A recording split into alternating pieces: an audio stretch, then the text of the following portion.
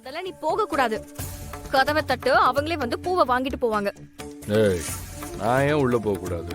வெளியாளுங்களாம் பூஜையில கலந்துக்க கூடாதாம். இந்த பூஜையெல்லாம் அவங்க வீட்டு ஆளுங்க மட்டும்தான் கலந்துக்கணுமா. அதான் கதவை பூட்டி வச்சிருக்காங்க. நீ பாட்டுக்கு கதவை திறந்துட்டு உள்ள போற. நாங்கெல்லாம் வெளியில நிக்கிறது உன் கண்ணுக்கு தெரியலையா? ஏதாவது வளராத. அண்ணன் பூ வாங்கிட்டு வர சொன்னாரு, வாங்க போனேன். நீ என்னைய உள்ள போக கூடாதுன்னு சொல்ற? உனக்கு சொன்னா புரியாதா? வெளியாளுங்க போக கூடாதுன்னு சொல்ற, திரும்ப திரும்ப உள்ள போறேங்கற. ஏய், வெளியாளுங்க தானே போக கூடாது, நான் போனா என்ன? ஏய் டேய், இன்னமாடா புரியல? நீயும் வெளியாள் தான்டா, உள்ளெல்லாம் போக கூடாதான். ஏய், நான் வெளியாளுன்னு யாரா சொன்னா? நான் இந்த வீட்டு பையன்டா, கிருபாண்ணனோட தம்பிடா. அப்படின்னு நீ நினைச்சா போதுமா? அவங்களும் நினைக்கணும்ல. சிஸ்டர் கிருபாண்ண. டேய் கர்ணா,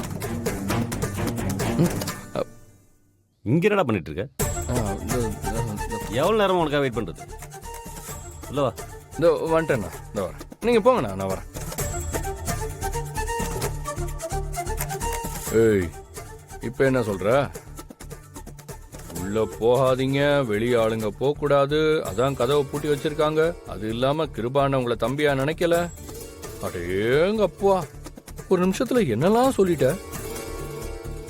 இந்த பாரு, இது என் வீடு, அவரு என் அண்ணன். நீ தாண்டி தப்பா புரிஞ்சிட்டு இருக்க. ஏண்டா, அவ சொன்னான்னு நீயும் அவ கூட சேர்ந்துக்கிட்டு என்ன வீட்டுக்குள்ள போக கூடாதுன்னு சொல்ற? ஏய், இருக்குடா உனக்கு, வந்து வச்சுக்கிறேன். டேய்,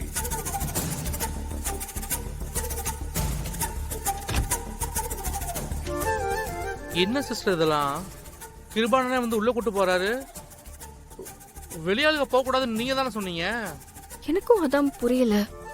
தெளிவா வெளியாளுங்க வரக்கூடாதுன்னு சொன்னாங்க. அதனாலதான் நானும் வெளியே நின்னுட்டு இருந்தேன்.